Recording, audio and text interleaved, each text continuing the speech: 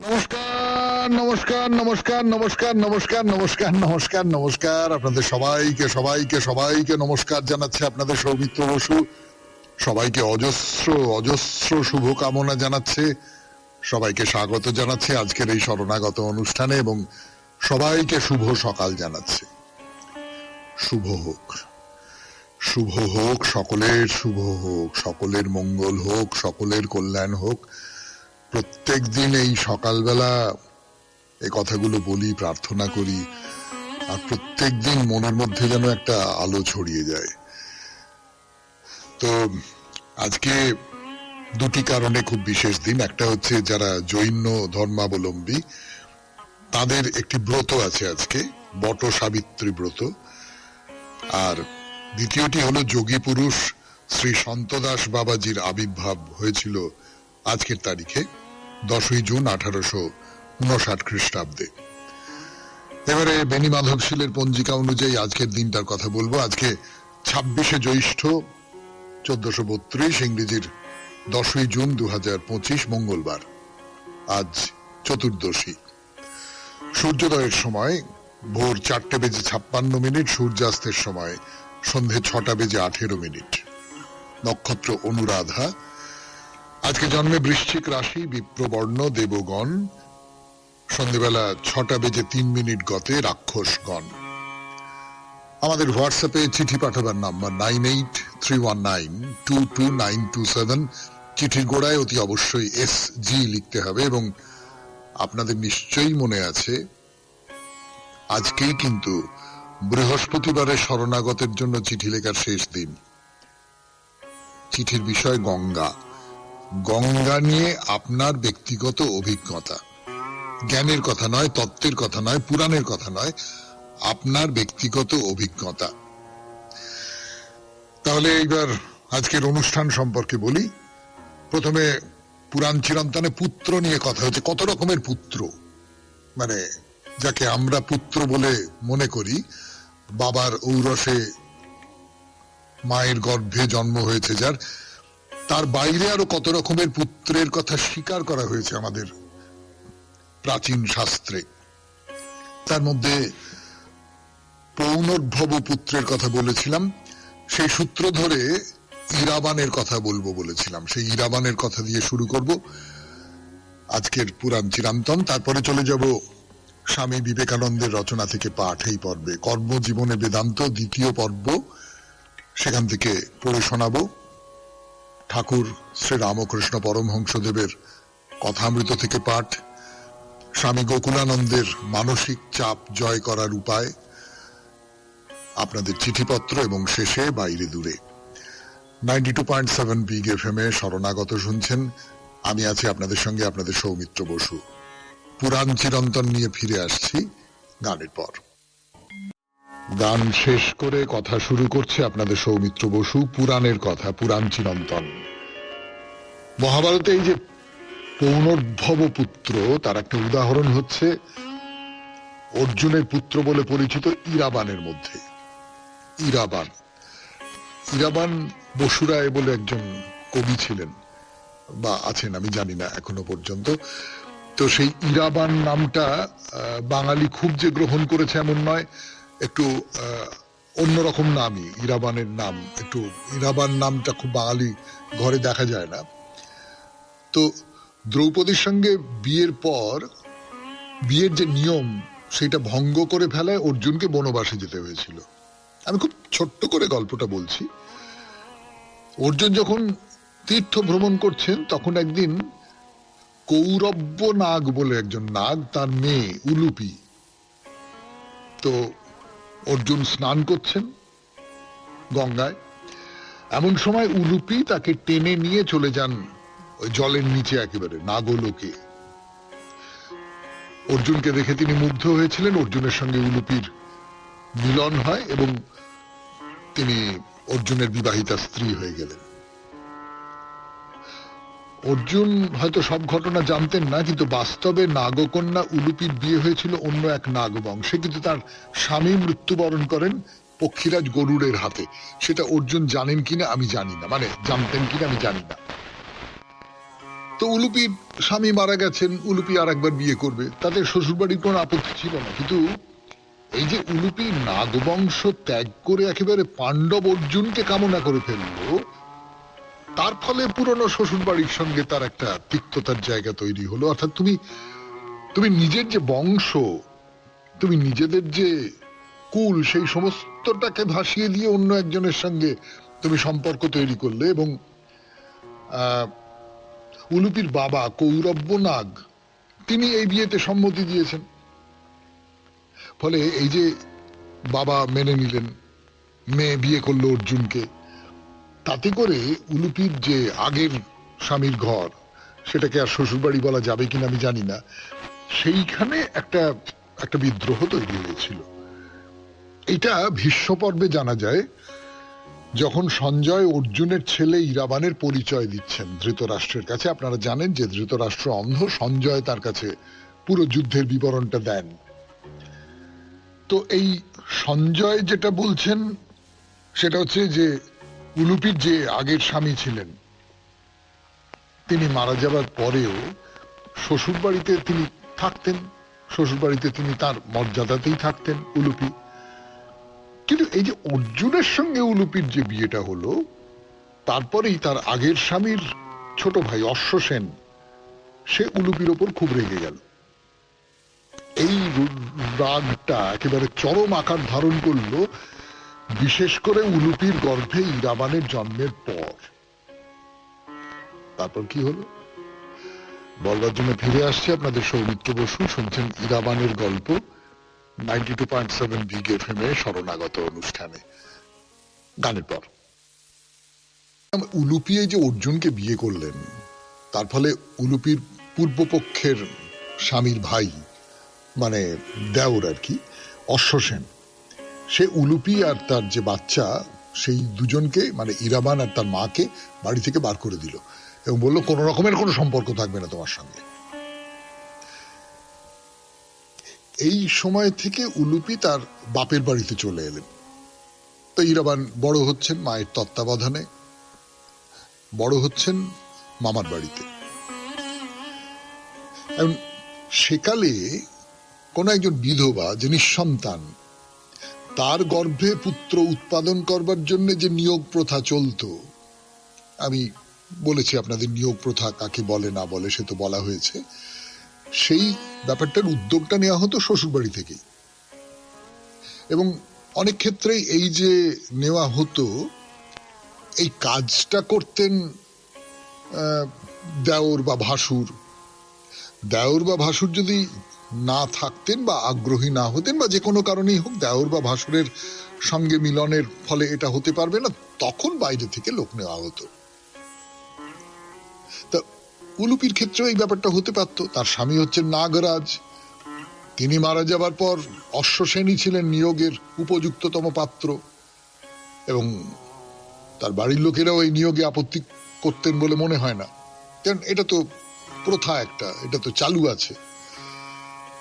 কিন্তু উলুপি এই শ্বশুর বাড়ির যে নাগেদের যে পুরুষেরা, অশ্বসেন বা অন্য যারা আছেন, তাদের খুব উলুপি পছন্দ করতেন বলে মনে হয় না।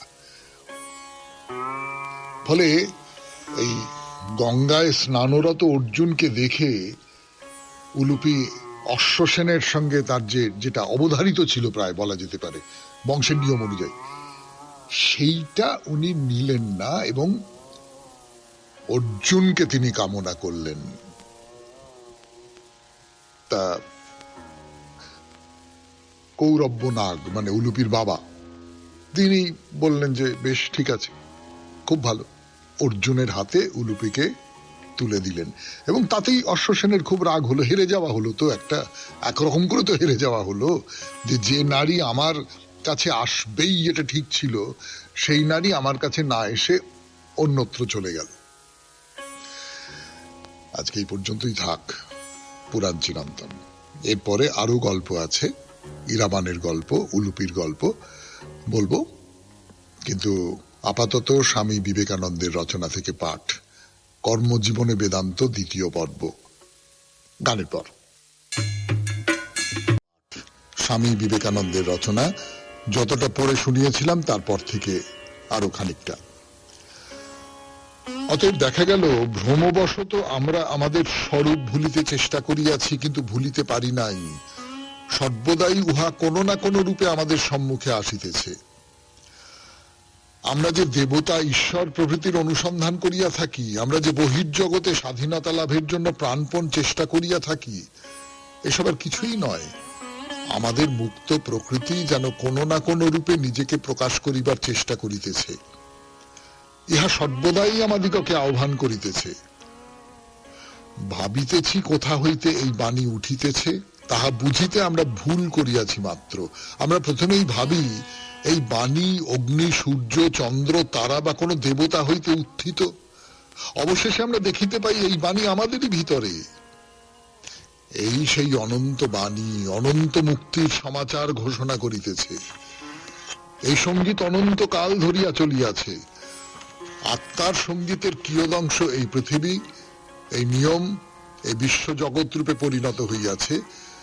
কিন্তু এই সঙ্গীত, এই ধ্বনি সর্বদা আমাদের নিজেদেরই ছিল এবং চিরকাল তাহাই থাকিবে। এক কথায় বেদান্তের আদর্শ জগতে মনুষ্যের যথার্থ স্বরূপের উপাসনা। আর বেদান্তের ইহাই ঘোষণা যে যদি তুমি ঈশ্বরের ব্যক্ত রূপকে, তোমার ভ্রাতাকে উপাসনা করিতে না পারো, তবে অন্য কোথাও তোমার অন্য কোনো উপাসনা বিশ্বাসযোগ্য নয়। তোমাদের কি বাইবেলের সেই কথা স্মরণ নাই? যদি তুমি তোমার ভ্রাতাকে, যাহাকে তুমি দেখিয়াছ, ভালোবাসিতে না পারো, তবে যে ঈশ্বরকে কখনো দেখো নাই তাহাকে ভালোবাসিবে কি করিয়া? যদি তাহাকে দেবভাবাপন্ন মনুষ্যের মুখে না দেখিতে পারো, তবে তাহাকে মেঘে বা অন্য কোনো জড় পদার্থে অথবা তোমার নিজের মস্তিষ্কের কল্পিত গল্পে দেখিবে কি করিয়া? যেদিন হইতে তোমরা সকল নরনারীর মধ্যে ঈশ্বর দেখিতে থাকিবে, সেই দিন হইতে আমি তোমাদিগকে ধার্মিক বলিব। তখনই তোমরা বুঝিবে ডান গালে কেহ চড় মারিলে তাহার দিকে বাঁ গাল ফেরানোর অর্থ কি। যখন তুমি মানুষকে ঈশ্বর রূপে দেখিবে, তখন সকল প্রাণী, এমনকি ব্যাঘ্র পর্যন্ত তোমার নিকট আসিলে তাহাকে স্বাগত জানাইবে। যাহা কিছু তোমার নিকট আসে, সবই সেই অনন্ত আনন্দময় প্রভু নানা রূপে আসিতেছেন। তিনি আমাদের পিতা, মাতা, বন্ধু, আমাদের আত্মাই আমাদের সঙ্গে খেলা করিতেছেন। শুনলেন স্বামী বিবেকানন্দের রচনা থেকে পাঠ, কর্মজীবনে বেদান্ত, দ্বিতীয় পর্ব। এবারে গান, গানের পর কথামৃত। কথামৃত থেকে পাঠ 92.7 বিগ এফএম এ শরণাগত অনুষ্ঠান শুনছেন। আমি আছি আপনাদের সঙ্গে, আপনাদের সৌমিত্র বসু। ঠাকুর থিয়েটার দেখতে এসেছেন। স্টার থিয়েটারে গিরিশচন্দ্রের নাটক বৃষকেতু দেখেছেন। আরেকটি নাটক বিবাহ বিভ্রাট, সেটি দেখবেন। তো এই নিয়ে কথাবার্তা হচ্ছে বসে। তো এর মধ্যে একটা কথা উঠে পড়লো আর কি, মানে বিরতির সময়টায় একটা কথা উঠে পড়লো। সেই কথার সূত্র ধরে আমি আপনাদের বলি যে আপনি কি নিজেকে জানেন? আমি কি নিজেকে জানি? আমাদের প্রাচীন শাস্ত্রে একটা খুব চেনা কথা আছে, আমরা প্রায়শই ব্যবহার করি হয়তো কথাটা, আত্মানাং বিদ্ধি, নিজেকে জানো। আপনি কি নিজেকে জানেন? আমি অন্য সমস্তটা বাদ দিচ্ছি, বাদ দিয়ে আমি একটা কথা বলি যে সত্যি সত্যি আপনি একটা কোনো অভিজ্ঞতার মধ্যে যদি ঢুকে না পড়েন, তাহলে আপনি কল্পনাও করতে পারবেন না যে সেই যে অবস্থাটা, সেই অবস্থার মধ্যে পড়ে আপনার ভেতরকার কোন কোন মনোভাব, কোন কোন প্রবণতা, কোন কোন শক্তি বিচ্ছুরিত হয়ে আপনাকে সেই অভিজ্ঞতার মধ্যে দিয়ে অভিজ্ঞ করে তুলবে। এটা আপনি কল্পনাও করতে পারবেন না। ওই যে বলে না, বিপদের মধ্যে পড়লে মানুষকে চেনা যায়। চেনা যায় মানে অন্য মানুষকে চেনা যায় তাই শুধু নয়, নিজেকেও কিন্তু চেনা যায়। নিজেকেও বুঝতে পারা যায় যে হ্যাঁ, আমার ভেতরে এই শক্তি ছিল। আমি এরকম অনেক গল্প জানি। একটা গল্প বলি আপনাদের, আমার এক দিদির গল্প। মানে সেই দিদি সত্যি সত্যি আমার দিদি নন, কিন্তু আলাপ পরিচয় হয়ে তারপর এখন দিদি হয়ে গেছে। তিনি একেবারেই বনেদি বাড়ির একজন মেয়ে, বিয়ের পর স্বামীর সঙ্গে আমেরিকা গিয়েছেন, গিয়ে সেখানে থাকেন, ঘরের বাইরে বেরোন না। তো স্বামীর হঠাৎ একটা দুরারোগ্য অসুখে মারা গেলেন, দুটি বাচ্চা। এই অবস্থায় তিনি ওইখানে গিয়ে পড়লেন। বাপের বাড়ির সঙ্গে কোনো সম্পর্ক নেই, শ্বশুর বাড়ির লোকজনেরাও খুব দেখে না, এইরকম একটা অবস্থা। সেই ভদ্রমহিলা লড়ে লড়ে লড়ে লড়ে মেয়েকে বড় করলেন, ছেলেকে বড় করলেন। ছেলে এখন মানে পৃথিবীর অন্যতম প্রধান উল্লেখযোগ্য বিজ্ঞানীদের মধ্যে একজন। মেয়েটিও খুব ভালো হয়েছে, সে চাকরি বাকরি করে ইত্যাদি ইত্যাদি। কিন্তু একেবারেই একজন ঘরোয়া একজন মহিলা, এই একটি এমনি সাধারণ একটি মেয়ে, সে বাইরের জগৎটা কিচ্ছু জানতো না। সে এই পৃথিবীর সামনে এসে এই অভিজ্ঞতার মধ্যে দিয়ে যখন সে গেল, সে পাল্টে গেল। তার ভেতরে শক্তিটা ছিল, তো সে তো জানতোই না ওই শক্তিটা তার ভেতরে আছে। আমি এটা উদাহরণ দিলাম এই কথাটা বলবার জন্য যে মানুষ নিজেকে খুব কম চেনে, কিন্তু কার কতখানি ক্ষমতা খুব কম চেনে। আমি আর একটা গল্প বলবো আপনাদের, বলেই ফেলি আজকে। কথামৃতর কথা একটু সরিয়ে রেখে সেই নিজের ব্যক্তিগত গল্প বলবো, বলে তারপর নিশ্চয়ই কথামৃতে ফিরে আসবো 92.7 বিগ এফএম এ শরণাগত অনুষ্ঠানে, গানের পর। শরণাগত অনুষ্ঠান করবার জন্য ডাক পাই এবং সেটা গ্রহণ করি, তখন মা প্রায় আমার সঙ্গে কথা বন্ধ করে দিয়েছিলেন। হ্যাঁ, বিশ্বাস করুন, তার যুক্তিটা ছিল, ও তুই পারবি না, অমুক আরেকজন, তিনি আপনারা সকলেই তার নাম জানেন, খুব বিখ্যাত মানুষ, অসাধারণ করতেন, অন্য আর একটা অনুষ্ঠান করতেন, এই ধরনের অনুষ্ঠান। ও কত ভালো করে, তোর নিন্দে হবে, তুই করিস না এটা। আমি জোর করে করেছিলাম, কিন্তু মা পরে বলেছিলেন না তুই ভালো করে, ইত্যাদি ইত্যাদি ইত্যাদি। কিন্তু আমিও তো জানতাম না যে একরকম করে এটা চালিয়ে দিতে পারবো। কার ভেতরে কি শক্তি আছে সেটা বুঝতে পারা যায় না। আমি এই কথাটা বলছি যে কারণে, সেইটা এবার আপনাদের বলি। সেটা হচ্ছে, ঠাকুর শ্রী রামকৃষ্ণ পরমহংসদেব অন্যমনস্ক হয়ে আছেন। মাস্টার মশাইকে বলছেন যে, আচ্ছা এই গিরিশ যা বলছে যে আমি হচ্ছে অবতার, তা কি সত্য? তো মাস্টারমশাই বলছেন, আগে ঠিক কথা, না হলে সবার মনে লাগছে কেন, কেন মনে হচ্ছে সবাইকার যে হ্যাঁ আপনি অবতার? এটা খুব আশ্চর্য না? মানে আমি বলছিলাম আমাদের ভেতরে লুকোনো শক্তির কথা, যেটা ঘটনার মধ্যে না পড়লে, পরিস্থিতির মধ্যে না পড়লে বুঝতে পারা যায় না। কিন্তু ঠাকুর নিজে জানেন না তিনি অবতার। এটা তো বলা যাবে না যে ঠাকুর ন্যাকামি করে বলছেন। অর্থাৎ এই যে নরদেহ ধারণ করেছেন তিনি, এই নরদেহ ধারণ করার ফলে মনের ভেতরকার যে অজ্ঞতা, আমি বলবো সেই অজ্ঞতাটুকুও তার আছে। তিনি কিন্তু নিজে খুব ভালো করে জানেন না যে আমি অবতার। তো ঠাকুর বলছেন, দেখো এখন একটা অবস্থা আসছে, আগেকার অবস্থা উল্টে গেছে। ধাতুর দ্রব্য ছুঁতে পারছি না, ধাতুর দ্রব্য ছুঁতে পারছেন না ঠাকুর। তো মাস্টারমশাই অবাক হয়ে শুনছেন। তো ঠাকুর নিজেই বলছেন যে এই যে নতুন অবস্থা, এর একটা খুব গুহ্য মানে আছে। ঠাকুর ধাতু স্পর্শ করতে পারছেন না, এর মানে কি?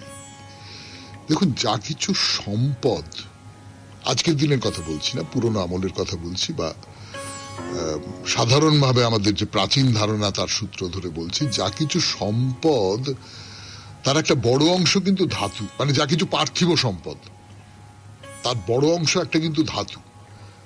সোনা, রূপো, হ্যাঁ, হিরে, মণি, মাণিক্য ইত্যাদি ইত্যাদি ইত্যাদি ইত্যাদি যা কিছু আছে, এইগুলো কিন্তু ধাতু। মুদ্রা, তখন কোম্পানির নোট এসে গেছে, মানে টাকা, কিন্তু বেশিরভাগটাই ধাতু। এবং এই ধাতু ছুঁতে পারছেন না। মায়ার যে ঐশ্বর্য, সেই মায়ার ঐশ্বর্য অবতার কিছুতেই ভোগ করতে পারেন না। হয়তো ঠাকুর সেই জন্যই এই কথাগুলো বলছেন। মাস্টারকে জিজ্ঞেস করছেন, কিনা ছেলে মানুষের মতো জিজ্ঞেস করছেন, দেখুন আচ্ছা আমার অবস্থা কিছু বদলাচ্ছে দেখছো? তো মাস্টার বলছেন যে কই না, কার্যে। মাস্টারমশাই বলছেন, এখন কাজ বাড়ছে, যত লোক জানতে পারছে। তো ঠাকুর বলছেন, দেখছো আগে যা বলতুম এখন ফলছে। কিরম নিজেকে আবিষ্কার করতে করতে যাওয়া না। ঠাকুর শ্রী রামকৃষ্ণ পরমহংসদেব তিনি নিজেকে আবিষ্কার করতে করতে যাচ্ছেন, অদ্ভুত না? আজকের মতো শেষ করছি শরণাগতের কথা অমৃত পর্ব। এরপর একটু গান শুনবো, গানের পর স্বামী গোকুলানন্দের রচনা থেকে পাঠ, মানসিক চাপ জয় করার উপায়। আজকে নতুন একটি পরিচ্ছেদে প্রবেশ করব, পরিচ্ছেদের নাম বলছি গানের পর। স্বামী গোকুলানন্দের মানসিক চাপ জয় করার উপায় এই গ্রন্থের ষষ্ঠ অধ্যায়ে প্রবেশ করেছি। ষষ্ঠ অধ্যায়ের নাম ইচ্ছা শক্তির মাধ্যমে শক্তি। ইচ্ছা শক্তির মাধ্যমে শক্তি, বুঝতেই পাচ্ছেন খুব গুরুত্বপূর্ণ আলোচনা করা হয়েছে। শুরু করি। এতক্ষণ ধরে আলোচিত পন্থাগুলির মধ্য দিয়েই আমরা বিশ্বাসকে পুনরুজ্জীবিত করতে পারি এবং সেই সাথে শক্তিশালী হয়ে ওঠে আমাদের ইচ্ছা শক্তি। হতাশার পায়ে আত্মসমর্পণ না করে জীবনের প্রতি সদর্থক দৃষ্টিভঙ্গি নিয়ে নৈরাশ্যের মনোভাবকে বিদূরিত করে আমরা বাড়িয়ে তুলতে পারি আমাদের ইচ্ছা শক্তিকে। সাফল্যের মূল চাবিকাঠি তো এটাই। এটা তো অস্বীকার করা যাবে না যে আমরা যে কাজই করি না কেন সাফল্য আমাদের সকলেরই কাম্য। ইচ্ছা শক্তিকে তীব্র করে তোলাই হলো সাফল্য লাভের পথ। এমন অনেক মানুষ আছেন যারা সহজাত কিছু ক্ষমতা বা প্রতিভা নিয়েই জন্মান, কিন্তু এমন গুণীজনদেরও অনেকের মধ্যে এই গুরুত্বপূর্ণ গুণটির অর্থাৎ ইচ্ছা শক্তির অভাব দেখা যায়। ফলত তাদের সমস্ত ক্ষমতা, সমস্ত প্রতিভাই কোনো কাজে লাগে না, সব ব্যর্থ হয়ে যায়। কারণ ইচ্ছা শক্তির অভাবের কারণে এরা তো তাদের ক্ষমতাকে সর্বোত্তম পথে যথাযথ প্রয়োগ করতে পারেন না। আমাদের নিজেদের জীবনের দিকেও গভীরভাবে তাকালে দেখতে পাই এই ইচ্ছা শক্তির অভাবই মানুষের জীবনের, মানুষের অনন্ত সম্ভাবনার মর্মান্তিক পরিণতির কারণ। এমনকি যখন আমরা বুঝতেও পারছি যে আমরা বিশেষ কোনো সাহায্য পেতে চলেছি, সে সাহায্যকে কাজে লাগাতে ব্যর্থ হই আমরা, কারণ একটাই, প্রয়োজনীয় উদ্যোগের অভাব, সংশক্তির অভাব। অনেক ক্ষতিকর বিষয়কেও আমরা এড়াতে পারি না, কারণ আমাদের সংস্কারগুলি এমন যে আমাদের সহজাত প্রবৃত্তিগুলি আমাদের বিরত থাকতে বাধা দেয়। কিছু উদাহরণ দিয়ে ব্যাপারটা একটু ভালো করে বোঝা যাক। আমরা সবাই জানি যে আমাদের ভদ্র, শিষ্ট, মধুর ভাষা ব্যবহার করা উচিত। চূড়ান্ত প্ররোচনাতেও আমাদের উচিত উত্তেজিত না হয়ে ওঠা। মনোবিদরা তো বলেন আমাদের সবসময় শান্ত সৌম্য ভাব বজায় রাখা চাই। কেউ হয়তো দুর্ব্যবহার করছে আমার সাথে, ব্যবহার করছে অকথ্য ভাষা, আমাকে কিন্তু প্রতিক্রিয়াশীল হলে চলবে না। এমন পরিস্থিতিতে আমাদের অন্তরের দিকে দৃষ্টিপাত করতে হবে। একটা কথা তো প্রায়শই অনেকে বলেন, বহুবার রাগের কারণে আমাকে পরে অনুতাপ করতে হয়েছে। ভবিষ্যতে আমি আমার ইচ্ছা শক্তিকে ব্যবহার করব, দমন করব ক্ষণক ক্রোধ। আমরা জানি কঠিন পরিস্থিতির মধ্যে আমাদের উচিত ইচ্ছা শক্তিকে যথাসাধ্য যতদূর সম্ভব ব্যবহার করা। চূড়ান্ত রাগের মুহূর্তে যে সূত্র আমাদের প্রয়োগ করা চাই তা হলো, প্রথমে শান্ত হও, নিয়ন্ত্রণ করতে চেষ্টা করো তোমার বোধগুলোকে, তোমার ক্রোধকে তুমি প্রকাশ করো না। এভাবে কিন্তু অনেক অস্বস্তিকর, অপ্রীতিকর পরিস্থিতিকে দারুণভাবে সামলানো যায়। আমরা তো জানি যে অনেক সময়ই আমরা ঝামেলায় পড়ে যাই শুধু এই কারণে যে আমরা নম্র, শিষ্ট হতে ভুলে যাই, হারিয়ে ফেলি মেজাজ, ব্যবহার করি অশিষ্ট, অমার্জিত ভাষা, আর ফলত যন্ত্রণায় ভুগি। শুনলেন স্বামী গোকুলানন্দের রচনা থেকে পাঠ, 92.7 বিগ এফএম এ শরণাগত অনুষ্ঠানে। গানের পর আপনাদের চিঠি। মধুরিমা রায়, পর্ণশ্রীপল্লী, বেহালা থেকে। পড়ে শোনাই 92.7 বিগ এফএম এ শরণাগত অনুষ্ঠানে। শ্রদ্ধেয় সৌমিত্র দাদা, চিঠির শুরুতে আপনাকে ও শরণাগত পরিবারের সকল সদস্যকে জানাই আমার আন্তরিক প্রীতি ও শুভেচ্ছা। বিগ এফএম এর সব কলাকুশলীর জন্য রইল অনেক শুভকামনা। আমার কাছে যে মানুষটি প্রকৃত কর্মযোগী তার কথা কতটা লিখতে পারবো জানি না, চেষ্টা করলাম মাত্র। সে কত বছর আগের কথা, বাংলাদেশ থেকে ছিন্নমূল মানুষগুলোর সঙ্গে প্রায় কপোদ্দকশূন্য অবস্থায় এদেশে চলে আসা, বাবার অকাল প্রয়াণে বাধ্য হয়েই সংসারের দায়িত্ব কাঁধে তুলে নিতে হয়। মেধাবী হওয়া সত্ত্বেও অসময়ে পড়াশোনার পাঠ চুকিয়ে সেজ কাকার হাত ধরে ব্যবসায় হাতে খড়ি, সেখানে ধীরে ধীরে বুঝতে শেখা পরিশ্রম, সততা, অধ্যবসায় ব্যবসার মূলধন হলে বিশ্বাস ও সুনাম চিরকাল অটুট থাকে। ব্যবসায় উন্নতি হতে থাকে, আসে আর্থিক স্বাচ্ছন্দ্য, কিন্তু তা অতীত ভুলিয়ে দিতে পারে না। অত বড় সংসারের গুরু দায়িত্ব পালন করেও সব সময় সজাগ দৃষ্টি থাকত কর্মচারীদের সুবিধা অসুবিধার প্রতি। তাদের দেশে বাড়ি তৈরির খরচ, বোন বা মেয়ের বিয়ে, মা বাবার অসুখ প্রভৃতিতে প্রয়োজন মাফিক আর্থিক সাহায্য চলতেই থাকত। আত্মীয়দের ক্ষেত্রে যদি কোনোভাবে টের পেয়েছেন কারোর আর্থিক দুরবস্থা, নিজের দিকে না তাকিয়ে নিঃশব্দে সবার অজান্তে সেখানে পৌঁছে দিয়েছেন সাহায্য। নিজের আত্মসম্মান ছিল প্রবল, তাই যাকে আর্থিক সাহায্য করতেন তার সম্মানের কথা ভেবে প্রচন্ড গোপনীয়তা রক্ষা করতেন। জীবনযাপন ছিল সরল, বিলাসিতা বর্জিত। ভালোবাসতেন লোক খাওয়াতে, সবাইকে নিয়ে বেড়াতে যেতে। নেশা ছিল বই পড়ার আর ভালো সিনেমা দেখার। এই দেখনদারি সর্বস্ব পৃথিবীতে তিনি ছিলেন একজন ব্যতিক্রম। ইতি মধুরিমা রায়, পর্ণশ্রী পল্লী, বেহালা। আপনি একজন চমৎকার মানুষের কথা বলেছেন মধুরিমা দেবী, কিন্তু তার নামটা বলতে ভুলে গেছেন। যাই হোক, নামটা বলেননি সেটা একরকম করে ভালোই, কেননা নামটা হয়তো কেউ মনেও রাখতেন না। আমরা এইরকম অনেক মানুষ আমাদের চারপাশে থাকেন, আমরা তাদের মনে রাখি না, কিন্তু তাদের কাজকে তো মনে রাখি। সেটাই হলো আসল কথা, কাজেই তো মানুষের পরিচয়। এরপর বাইরে দূরে 92.7 বিগ এফএম এ শরণাগত অনুষ্ঠানে ফিরে আসছি, একটু গান শুনে নি। ফিরে এলাম এবারে বাইরে দূরে 92.7 বিগ এফএম এ শরণাগত অনুষ্ঠানে। শুনছেন সৌমিত্র বসুর গলায় বাইরে দূরে। মানে আমরা তো এখন কালিম্পংয়ে আছি। কালিম্পংয়ে জাং ধোক পালরি মনেস্টারি, বা অত কঠিন একটা নাম বলতে, উচ্চারণ করতে আমারও অসুবিধা হচ্ছে, মনে রাখতে পারছি না, আপনাদেরও অসুবিধা হবে হয়তো। সেই জন্য তার যে সংক্ষিপ্ত নাম, ডাকনাম বলতে পারেন, ডাকনাম শব্দটা খুব ভালো। তো সেই ডাকনাম হচ্ছে ডুরপিন মনেস্টারি।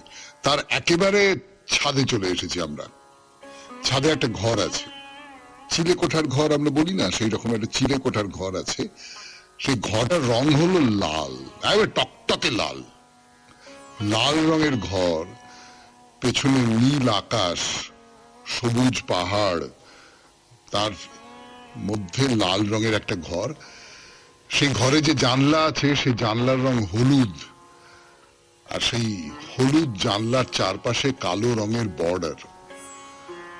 তাহলে বুঝতে পারছেন, লাল, হলুদ এবং কালো, এই তিনটে রং একসঙ্গে মিশেছে, মানে রঙের দাঙ্গা যাকে বলে। ফলে এই সবটা মিলিয়ে দেখতে কিরকম একটা পুতুলের ঘর, পুতুলের ঘর বলে মনে হয়, খেলনা বাড়ি যেন। আর এই চিলেকোটার ঘরটা ঘিরে আছে একটা চমৎকার ছাদ। এই যে দূরপিন পাহাড়, বা যে পাহাড়ের চূড়ায় মন্দিরটা অবস্থিত, সেইটা হচ্ছে কালিম্পং এর সবচেয়ে উঁচু শিখর, সবচেয়ে উঁচু। তার মানে আশপাশে যা কিছু পাহাড়, পাহাড়ের মাথা, সবটাই এর নিচে।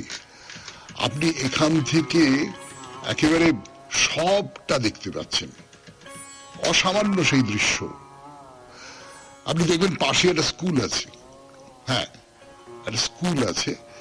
তো আপনি একদম মঠের ছাদ থেকে দেখছেন হলুদ রঙের সেই স্কুলটা, তার সামনে মাঠ। এই যে মাঠটা আছে এর পাশেই ওই যে মনেস্টারি, তার পাশেই একটা বড় মাঠের কথা বলেছিলাম আপনাদের, সেই মাঠে স্কুলের স্পোর্টস হয় বা যে কোনো ধরনের অনুষ্ঠান, সেই অনুষ্ঠানগুলো হয়। ভারী সুন্দর, ভারী সুন্দর, ভারী চমৎকার।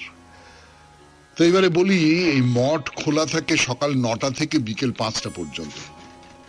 যে কোনো সময় আপনি আসতে পারেন। তার বাইরে যদি আসেন তাহলে মঠের ভেতরে আপনাকে ঢুকতে দেবে না, বাইরেটা ঘুরে দেখতে পাবেন, কিন্তু ভেতরে প্রবেশের অনুমতি পাবেন না। তা আপনি যদি ভেতরে ঢুকতে চান, এবার বলি আপনাকে, সিঁড়ি দিয়ে একটু উঠতে হবে মূল মন্দিরের ভেতরে যদি যেতে চান। একটা অসামান্য কারুকার্য করা দরজা, সেই দরজা দিয়ে আপনি ভেতরে ঢুকে গেলেন। যখন ঢুকছেন, দরজার বাইরে দাঁড়িয়ে আছেন, তখন তখন কি বলবার জন্য ফিরে আসছে আপনাদের সৌমিত্র বসু। 92.7 বিগ এফএম এ শরণাগত অনুষ্ঠান শুনছেন বাইরে দূরে। রয়েছেন আপনি, একেবারে মূল যে মন্দির, সেই মন্দিরের ভেতরে প্রবেশ করেননি, তার দরজার কাছে আছেন এবং বাইরে থেকেই আপনি শুনছেন অসামান্য সঙ্গীত, প্রার্থনার সঙ্গীত, যদি আপনার ভাগ্য ভালো থাকে। এবং অদ্ভুত একটানা একটা সুর, অদ্ভুত ভাষা তো বুঝতে পারবেন না, কিন্তু সুর আপনাকে টেনে নেবে ঘরের ভেতরে। ভেতরে একটি মূর্তি আছে, সেই মূর্তি কি বুদ্ধদেব? কে জানে, জানি না। যদি বুদ্ধদেব হয়ে থাকেন তাহলে এই বুদ্ধদেব একেবারেই অন্য রকমের দেখতে। খুব রাজকীয় পোশাক পরে আছেন তিনি, হাত জোড় করে আছেন।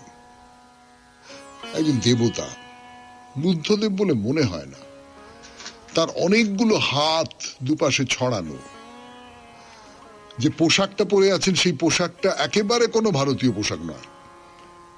সেটা খানিকটা চীনা বা জাপানি কোনো পোশাক আমরা যেরকম ছবিতে দেখি বা সিনেমায় দেখি, পুরনো বিষয় নিয়ে, পুরনো আমল নিয়ে যে চীনা বা জাপানি ছবি দেখি, তার মধ্যে যে ধরনের পোশাক পরে আছেন সেইটা। দুপাশে দুই নারী বসে আছেন মুকুট মাথায় দিয়ে, তারও দুপাশে দুজন আছে। তাদের দেখলে রাক্ষস বলে মনে হয়, অন্তত মার বলতে যেটা বোঝায়, অশুভ শক্তি, অশুভ আত্মা, এরকম মনে হয়। আর যিনি মূল দেবতা, অপূর্ব অপূর্ব সেই মূর্তি। মাথার উপরে একটা মুকুট আছে, সে 3 থাক করা একটা মুকুট, 3টে থাক করে সেই মুকুট একেবারে উপরে উঠে গেছে। আর তার পেছনে হলুদ রঙের চালচিত্র। এবং যে দৃশ্যটা দেখলে আপনি জীবনে ভুলতে পারবেন না বলে আমার ধারণা, যে এই দেবতার কাছে যাওয়ার যে পথটা, মানে আপনি মন্দিরের ভেতর ঢুকলেন, তো ঢুকে তো একটা করিডোরের মতন আছে, সেই করিডোর দিয়ে আপনি সোজা চলে যাচ্ছেন, একেবারে শেষে গিয়ে সেই দেবতার অধিষ্ঠান, সেইখানে আপনি পৌঁছলেন। এই যে করিডোরটা ধরে যাচ্ছেন সরু, তার দুপাশে লামারা বসে আছেন এবং তাদের মধ্যে বেশ কয়েকজনের মুখে একটা যন্ত্র, বাদ্যযন্ত্র, মানে বাঁশির মতো, বিউগলের মতন বলতে পারেন, শিঙা। এই শিঙাটা প্রচন্ড লম্বা, মানে এই শিঙাটা প্রায় ওই করিডোর ছাড়িয়ে বেরিয়ে গেছে আর কি। মানে এদিকে যিনি বসে আছেন তার শিঙা প্রায় ওদিক পর্যন্ত পৌঁছে যাচ্ছে, এত বড় বড় শিঙা। সেই শিঙা থেকে অদ্ভুত অদ্ভুত একটা সঙ্গীত বেরিয়ে আসছে। মানে ধরুন শিঙাগুলো 10-12 ফুটের মতন লম্বা হবে, আর বিচিত্র শব্দ বেরোচ্ছে। খুব সুন্দর লাগে, জানেন, খুব সুন্দর লাগে। এসব তো বললাম, এবারে 2 কথায় বলি এই মন্দিরটা ভেতরটা কিরকম। কিন্তু সে কথা আজকে আর হবে না, আজকে আর সময় নেই। আগামীকালের জন্য মন্দিরের যে ভেতরকার যে বর্ণনা, সেইটা তোলা থাক। আজকের মতো শেষ করি শরণাগত। আমাদের হোয়াটসঅ্যাপে চিঠি পাঠাবার নাম্বার 9831922927 চিঠির গোড়ায় অতি অবশ্যই SG লিখবেন। আর মনে রাখবেন আজকে মঙ্গলবার, আজকেই শেষ দিন।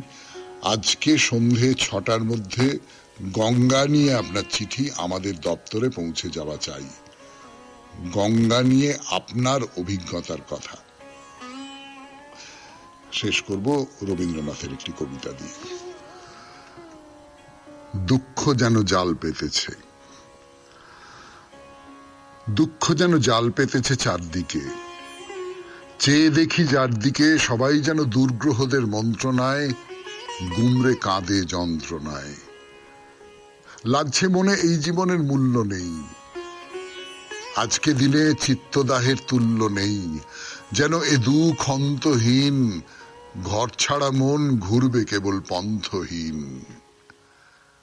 এমন সময় অকস্মাৎ মনের মধ্যে হানলো চমক, তড়িৎ ঘাত, এক নিমেষেই ভাঙলো আমার বন্ধ